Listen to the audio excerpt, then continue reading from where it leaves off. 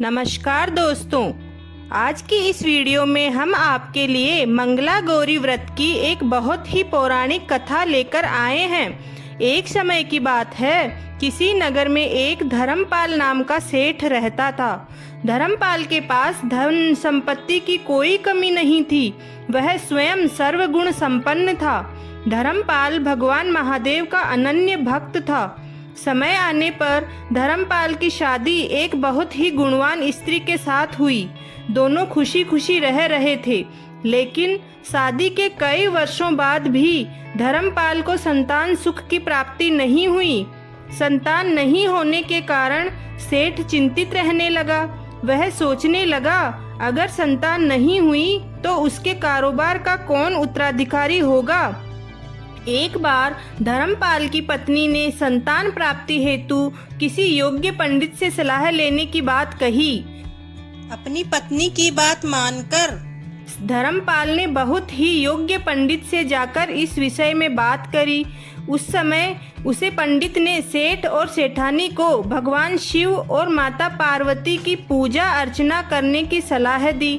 पंडित की सलाह मानकर सेठ धर्मपाल की पत्नी ने पूरे विधि विधान के साथ और श्रद्धा पूर्वक भगवान शिव और माता पार्वती की पूजा अर्चना की, व्रत किए। उसकी कठिन भक्ति से प्रसन्न होकर एक दिन माता पार्वती प्रकट होकर बोली, मैं तुम्हारी भक्ति से बहुत प्रसन्न हूँ। जो भी मांगना चाहती हो मांग लो पुत्री, मैं तुम्हारी हर मनोकामना पूरी करूँगी।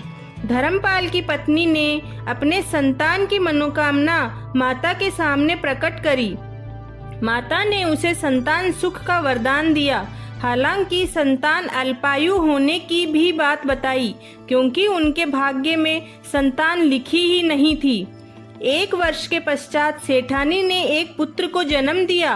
पुत्र के जन्म के बाद जब पुत्र का नामकरण किया गया, तब सेठ धर्मपाल ने योग्य ज्योतिषियों से माता पार्वती के वचनों को बताया।